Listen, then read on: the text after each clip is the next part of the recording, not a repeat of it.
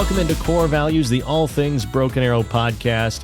An exciting episode today. We're going to talk to the chief of security here at Broken Arrow, really, is chief of police, Mr. Lance Arnold over there in the far seat. And Derek Blackburn is our assistant superintendent of safety and security. And he's sitting across from me here. And of course, as always, joined by the superintendent of Broken Arrow Public Schools, Mr. Chuck Perry. Mr. Perry, thank you for being here. Great. Mr. Arnold, everybody, thank you. First question for you is our main topic today is school safety. Obviously, that's why we bring in the chief of police to talk about safety.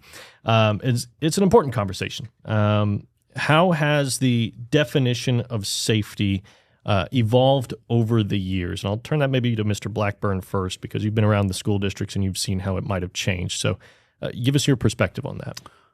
Well, I mean, safety's always been number one all the way back to whenever I was in school and everybody else. But typically that was for drills, for major emergencies, whether it be a tornado, a fire, et cetera. Unfortunately, the last 25 years, we've seen more issues where security comes into play to provide that safety, whether it's from a threat outside or a threat inside the school. We've seen it across the nation.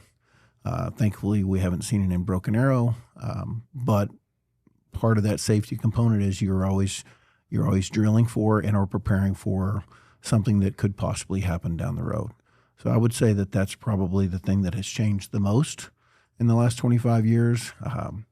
Grandparents probably would never even think of having, at least in Broken Arrow, having a police officer present. Mm-hmm. When we were in high school, we had one, and that was more of a presence. And back in the old DARE days, when they were being very proactive and more community involvement. And now our security officers provide a role that we have to tell.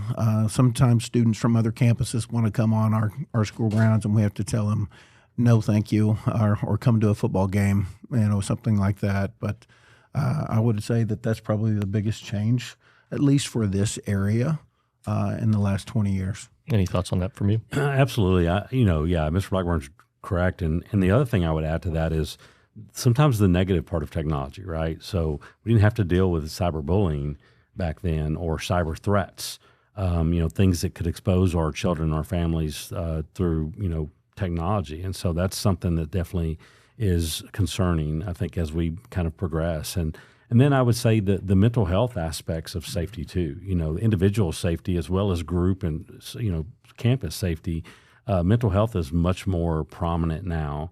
But I also think that the things we're doing, and certainly the things that Broken Arrow Public Schools is doing and leading the way in those conversations, is much more prominent as well. But those are definitely some of the ways, but in addition to what Mr. Blackburn said, that I think are important for everybody to understand. Obviously, in a school district setting, you want the students and the teachers to feel as comfortable as possible and being safe and feeling safe.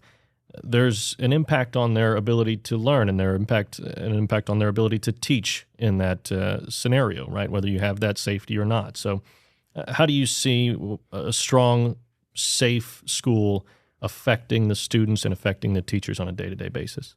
That's for either one of you. You want to go first? Yeah, sure. Well, definitely. As you mentioned, I mean, it does impact our students. It impacts our families. Frankly, it impacts our entire community. Because if we had a feeling or perception that our young people coming to school, our professionals and our teaching staff and everyone that's associated with the schools, I'm going to put this in perspective for you for a minute. When you look at Broken Arrow Public Schools, we're talking about a community that would be the size of Sand Springs, of Claremore, of McAllister, the entire community. And we're talking about just the school campuses. And so when you talk about safety, first and foremost, it is impactful if the perception is that it's not safe.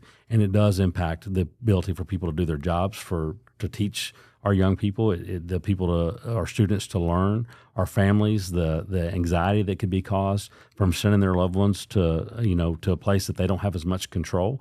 And so I think that always has to be on the forefront of everyone's mind.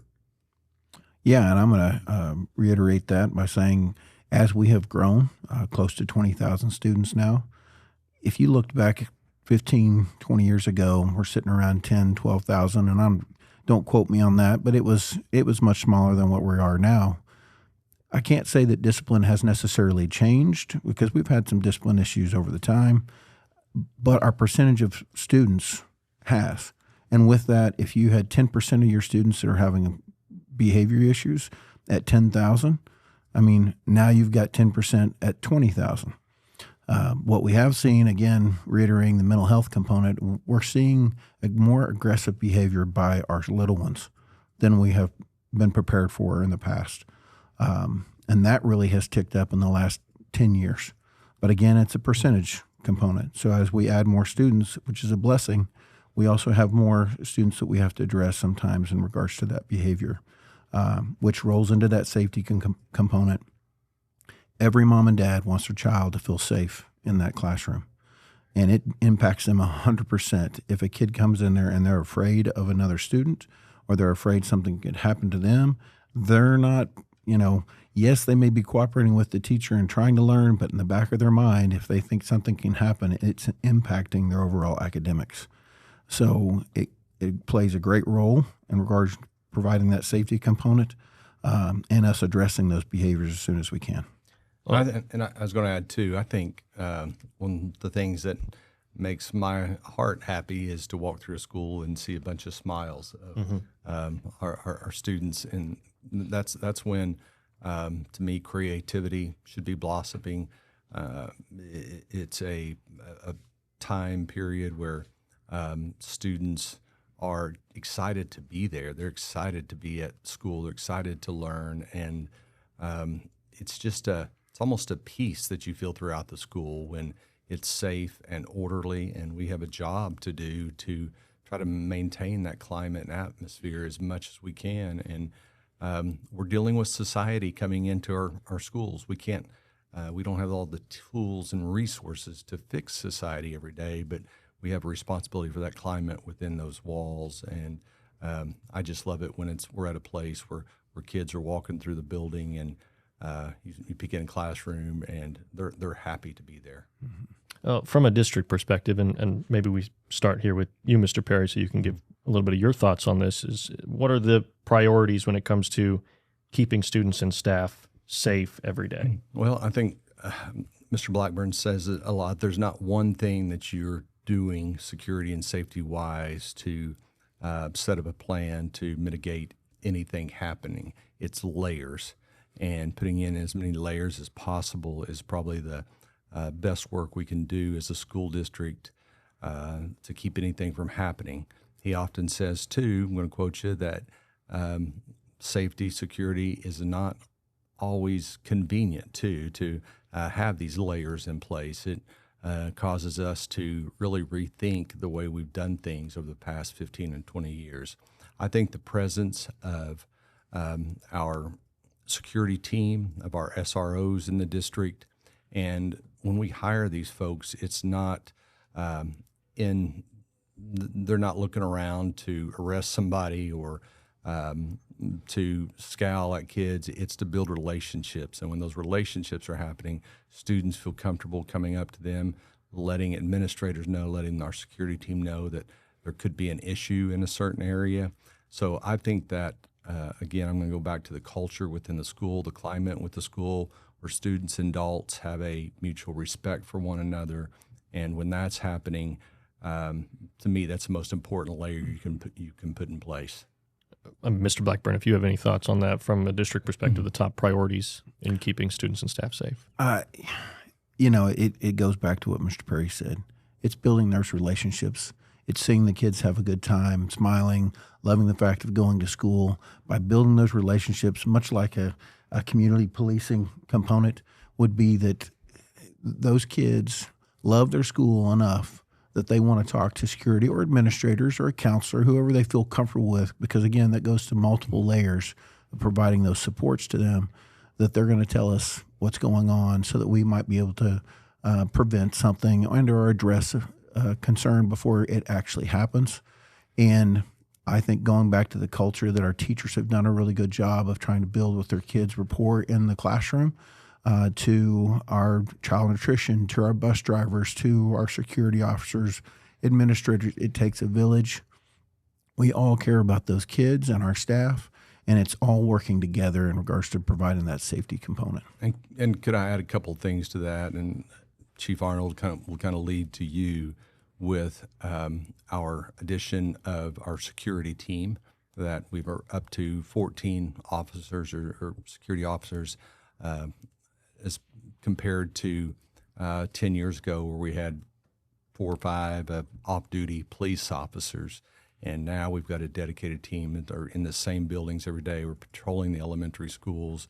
We've gone to secure campuses where after the school day starts, any adult has to buzz in and verify why they are on campus. Then that third part is our SROs that we've added this year. Chief, could you talk about the role of an SRO and why you were excited to introduce them back into Broken Arrow Public Schools? Yeah, absolutely. And even before I go into that, I would just echo a lot of what you heard from Mr. Perry and Mr. Blackburn is that spirit of collaboration. And on the city side, it was that same way. And I'll tell you, when you talk about the importance or the priorities, to give you an instance of the priority that the city administration, the elected officials in the city, and the district put on safety is when I was going through the hiring process for this position, it was very clear to me that they wanted SROs back in the school, and that was the city's goal, that was the district's goal, and really it was about how do we go about finding the pathway for this to be a successful program and continuing to grow it. And when it comes to those SROs, people see the uniform and they see maybe the authority, and I think from the parent side they see that feeling, just like they do with the security staff, that feeling of safety, that perception that there's somebody there that's looking after the safety of their family members, of the staff. But with our SROs, it goes well beyond that. It really is about building that trust, building that bond. You've heard relationships mentioned here several times, and it's really about extending those relationships. It's also about just staying abreast of what all's going on and truly getting to know the kids, getting to know and form those really tight relationships with the school administrators, the campus administrators and the teachers, and really much more than law enforcement. And that's a word that we don't really use a lot with SROs because it's really not about law enforcement. It's really about it's that part-time counselor, it's that friend sometimes, it's somebody just to listen to what may be going on at home or some of the challenges that a student may be experiencing. Recognizing when there may be changes in behavior because something's going on either at school or away from school, and you don't get that when you just have somebody that's coming. You get a different face every time that there's a police response or something. So it's really to truly embed them into the schools. They are a part of the district's team. They are they kind of as much as they're wearing the Broken Arrow police uniform, they are members of Broken Arrow Public Schools. And that's probably the best way to put it. I love it. As we talk about the SROs, there's a lot of different steps that the district has taken recently to better security. I don't know if you guys want to touch on maybe whether it's facilities, training, or programs. What are Broken Arrow Public Schools doing to strengthen safety and security around the district? Well, why don't you talk about the new secure vestibules here at the high school? Okay. Yeah, thankfully, our community and our board supported the most recent bond passage. I think it was 2 years ago. Yes, Okay. 2023. Our campus, when it was first designed, and Mr. Perry went there and myself, it was designed much like a college campus. And it served its purpose at that time, but it also created some vulnerabilities. So as we've noticed the need for something to really try to put us under one roof, and instead of building multiple buildings to connect everything, we were able to bring basically a fence that adds aesthetics, I think, to the campus, and to tie those buildings together. So if you think mostly like high schools, they're under that one umbrella or one roof. This allows us to do that and provide a little bit more level of security than, say, in the past years. And again, back then, it met the needs of the community, and we've moved to this to meet as we've grown as a community and the needs now. Well, in following up on that, how do partnerships between the district and law enforcement help build trust? We talked about the SROs and being in the same schools and everything like that, but how do you build trust inside schools, but also still try to build those community relations across Broken Arrow, and that goes to you, Chief Arnold. Yeah, absolutely. It is this community effort. It's not just all on the district. It's not all on the police department. It's the city. It's the members of our community. I mean, we're all invested in the safety and the security of our schools. We're all invested in the well-being of our students and our families.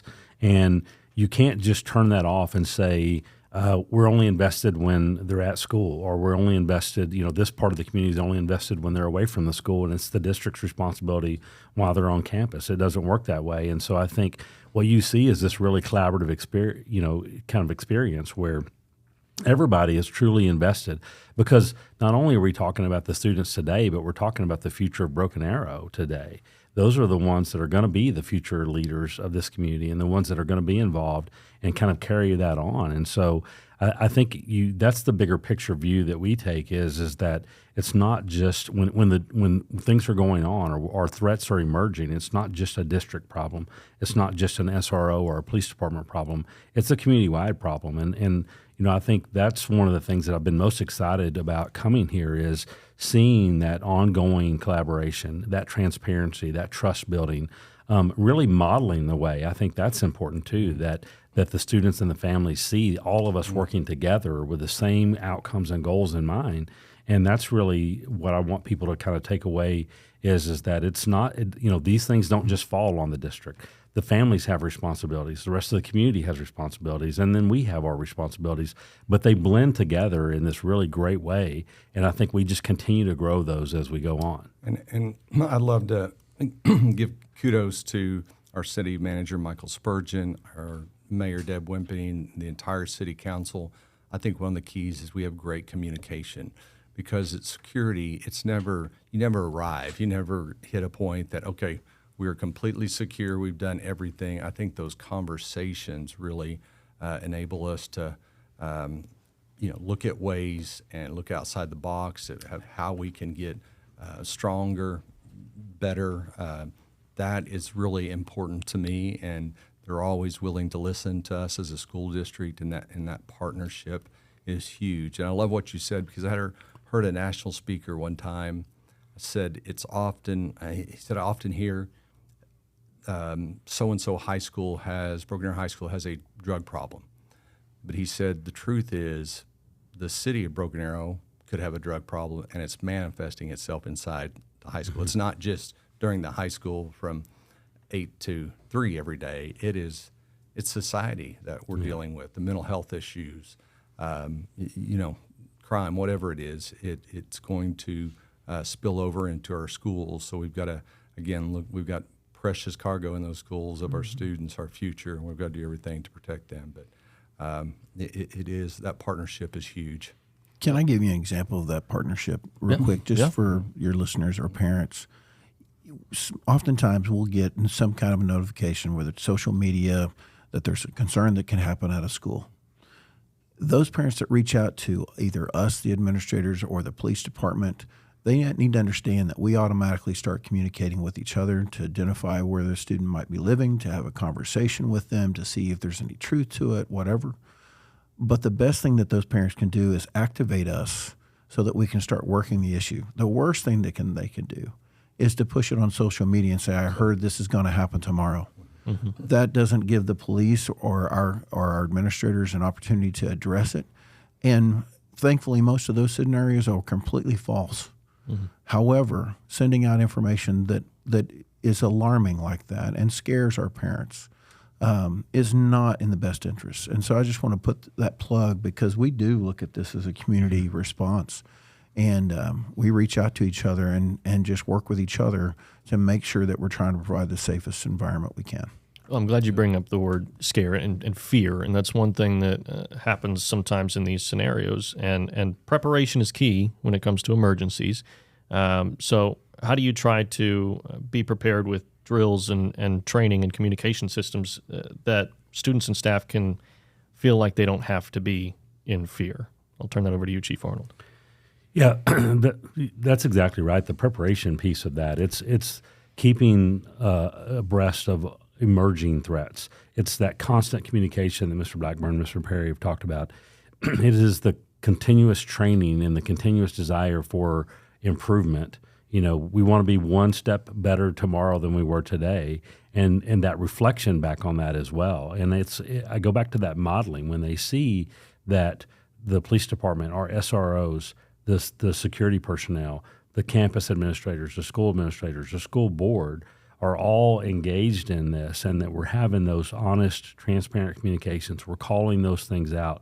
We're recognizing things that could be emerging, and we're taking swift action. But at the same time, constantly preparing for the next thing through training. We train frequently with the schools. We're part of the training that they do, and then they're part of the training that we do. And the same way in these communication systems, we rehearse those things and we talk about the what ifs, if you will. And so I think that's the big message I would leave with parents is that our work, I think Mr. Perry said it great, is our work is never done. And so, we win today, but tomorrow we're looking out to see what else may be out there. And our goal is just to continuous improvement of all of our systems that we have in place. Well, a big piece of safety is not just responding to threats, but it's also taking things into your own hands and preventing things from happening, right? And the prevention side of things. So my question is, what steps are being taken to support student mental health? That's something that you had talked a lot about, Mr. Blackburn. And what can you do to try to address the concern before it escalates? Well, good mental health is always a positive, and that's something that we actually are promoting within our classrooms daily, whether it be curriculum that our teachers are using to try to help our kids with coping skills and dealing with situations and that'd be like your tier 1 component. Your tier 2 would be our counselors working with those kids, and then tier 3 might be more one-on-one therapy. We've partnered with several therapists in the community, whether it be Creoaks, Grand Mental Health, and or Family and Children's. They're in all of our schools. This is a service that we're providing to our parents that they can.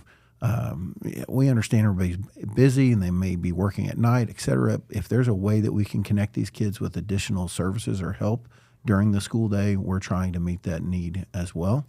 But it also goes to empowering our teachers to have the ability to step up and communicate if they see that there's an issue. We have a crisis team that responds to scenarios when kids are expressing self-harm. And from there, we expand out to our campus security that are paying attention to what's going on, and again, making those relationships. So it all goes back to those multi-layers, trying to be more preventative and less reactionary.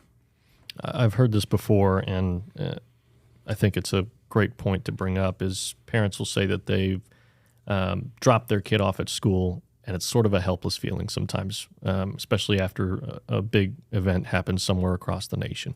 And that feeling of turning your child over into the school's hands, and they've got to protect your student, your child, for the whole day. The first question that a parent is going to ask is, how can I guarantee that my child is safe at school? So what would you say to a parent if they came up to you right now and asked you, is my child truly safe at school? Well, that's a tough question. All I can do to ensure parents, and I get it, especially a parent that maybe is their first child, right? So they're learning that process of being a new parent with their first child, that they've been with them the whole time since the day they were born, and now they're dropping them off for that first time with us all day. And it's trying to reassure them that by the procedures that they see that we have taken, whether it be staff out in the front that meets those kids and tries to immediately start on that rapport and establishing a good relationship, to seeing the layers that we've already created in the schools themselves, from the buzzer button in regards to seeing who may be coming up to the front door, to adding additional layers to the classroom, to rave communication that we have for our staff to communicate to us. There are so many different levels and layers to that, but it all goes way back to the foundational component of meeting those parents, establishing a relationship with them, and building that trust. And that, I don't want to speak for Mr. Perry, but I think that's one of our biggest responsibilities that we take, is that we love these kids. They're our kids. and we want to support them 100%. And we take a lot of pride and responsibility in that. Well, go ahead. Well, I just think, society today, you can't flip on the news without maybe seeing some sort of violence in a retail setting or just, it's there. You've got to be cognizant of it. I don't want to be in fear of it 24 hours a day, but you've got to be aware and the signs. And I think that's, again, the things that we're trying to do. When we see red flags, we're letting you know immediately. We're talking with our teachers, getting their input with those students that may be showing some signs of distress, or if a student has heard something, a rumor going around, we're going to check it out. We never want to be in a place where we're brushing something under the rug, or I'm sure the police department would do this. We want to let you know and say, give us some guidance, because we don't have all the answers. We need your help in so many of those situations. Well, we had touched on community involvement. That's a big part of safety. So my question is, how can parents, community members, even students and teachers play a role in creating a safe environment? Chief Arnold. Yeah, first and foremost, be engaged, be involved in your kids, be involved in what's going on in the community, but most importantly at the school too. Mr. Blackburn mentioned just being able to see something, say something. The vast majority of these things that we collectively and collaboratively investigate turn out to be nothing. But sometimes parents may fear, well, I don't want to turn somebody in and then something, it not be true or whatever. But in those cases, we're able to assess that through a thorough investigation and do our jobs, but also not necessarily, we're not arresting people that haven't committed a crime or anything like that. And I think collectively we're wrapping around services. If there's something that's out there that's troubling, or knowing what their kids are doing, knowing who they're talking to, their friends, all of those pieces. But I think just getting involved themselves, taking on their part of that responsibility of, getting to know their teachers, getting to know their campus administrators, getting involved in what the district's doing when it comes to safety and security, and then reporting. And those are probably the most important things, I would say. Looking ahead, there's always going to be new challenges that face security and any sort of community. But as you look forward for the school district, for community safety, how are we preparing for any sort of new challenges that may come our way? I'll tackle that one. I'm going to go back to what the chief said, and when we've already talked about mental health, I think the number one thing that parents need to be careful of, and I'll give an analogy, they wouldn't sit at a park and watch a stranger walk up to their child and have a conversation with them and then walk off with that stranger. But what their kids are doing and allowing them to get on social media and the conversations that they're having, this is a backdoor into their house and a major threat to their kids if they're not paying attention. And it could be as simple as some video game that they're on. I heard this morning, actually, about a program, I think it's called Onboard Gaming, that is allowing adults to have conversations with little ones. And I think people need to protect their own home. And part of that is by paying attention to what their kids are getting on social media, because just taking that component and rolling it all into the schools, it's played a huge impact in the mental health of our kids and discipline that has taken place. And I'm going to go back to the fact that these phones have been playing a major role in that. So I would encourage parents, whether it be cybersecurity component to this, there is that threat, but I also look at the predators that are out there and the things that your kids are getting exposed to that you would never allow to happen in front of your face could be happening behind your back while they're on their phones. So please be proactive in that component. We'll help any way we can, but we do have some limitations as far as what a school can do. Mm-hmm. Chief, any thoughts on that from your perspective? No, I totally agree with that. And I would add that, it's clear that there's a deep commitment from everybody involved, and certainly from the city and the district, and just the number of conversations I've had with teachers and staff with BAPS, everyone, it's on everyone's mind. So we're constantly looking at what's coming down. What are potential threats that may be out there? What are the existing threats? And every day is just this, we're all committed to collaborate and to come up with the best absolute solutions that we can find to really make sure that, as you've mentioned, that connection between the school and the community, that it's all safe, that there is that feeling of safety. It does promote that learning and development that's supposed to occur in school. And so, that's the biggest thing is that we're constantly evaluating, and we're also, I think, constantly reflecting on what have we done, and not just resting on those laurels. We're looking at, as we're reflecting on that, what's the next thing that we're going to do, and we're having those conversations every day. Mm-hmm. What are the conversations like between the police department and the school districts to make sure that everybody is, on the same page when it comes to school safety, but at the same time trying to make sure that everything is prepared for what's still to come? I think it's a respect that we each come from different angles, to me, of how to stop something from happening or to improve things. I think the school setting is much different than what your duties and responsibilities are. So coming together and understanding that and respecting that and being free to be open to ideas or suggestions or opinions of how to deal with that situation. We work in unison, really on a daily basis with issues, all the way down to one thing that popped in my mind while you're talking too is absenteeism. I mean, has a big impact on learning, and we even work with the police department in that area, which may seem very simple and not a big deal, but we need our parents to get our students to school, and we know the research is out there. When the students aren't in school, there are bad things that happen, and also the negative academic output is going to take place. So just saying, again, it's conversations, it's communication, working together. And that's why I'm just so excited about the future with Chief Arnold and you coming on board. And it's just been very smooth transition, and I'm excited about the future with it. Well, the last thing I have for you guys is a final message that you might have for anybody listening to this podcast here today, just about the shared responsibility of keeping our schools and our communities safe. And maybe that starts with you, Mr. Perry. I want parents to know our goal is to have safe and orderly schools. We want a classroom where teachers can teach and students can learn, and we are committed to that. And again, that goes hand in hand with the partnership that we will have with the Broken Arrow Police Department. Yeah.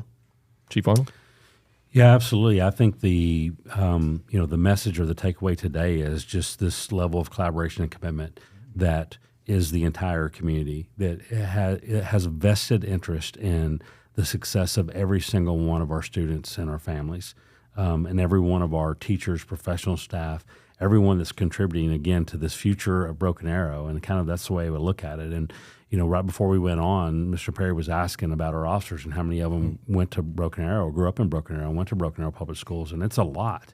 And now they have kids that are going to Broken Arrow Public Schools. And so, it's not just a responsibility from a duty perspective, but it is very personal to us in that way. And it's not just for the ones that have kids, but again, it's a very personal thing that we take that responsibility for, but we know that it's got to be shared. That's why we're asking our parents to be engaged and involved, but that's also why we're being transparent and why we're wanting to over-communicate at times so that we can get them as educated as possible with all of those threats that are out there, and at the same time have them feel comfortable with all of the steps that the schools are taking and that the city has taken to really maximize every ounce of that prevention and that security that we can every day. Mr. Blackburn, your final message. Yeah, just reiterate the fact that when we say it takes a village, that includes the parents. Mm-hmm. I mean, we want a partnership. We want a bridge with them in regards to what's happening, whether it's a positive or even sometimes a negative conversation that's being had. It takes all of us to grow these kids and for them to be successful. And I just want them to be a partner with us as much as we want to be a partner with them. Well, I'll say before we get out of here, I appreciate what all three of you guys are doing to ensure safety within the schools. I was a former student, so I've seen it myself on how it's changed from when I was an elementary school student to middle school and then high school and now back here working with AeroVision. So I appreciate what you guys are doing to keep students and keep teachers safe. But thank you all for joining us here on the AeroVision set, Mr. Perry, Chief Arnold, and Mr. Blackburn. We thank you for tuning in here to the Core Values podcast, and we'll see you next time.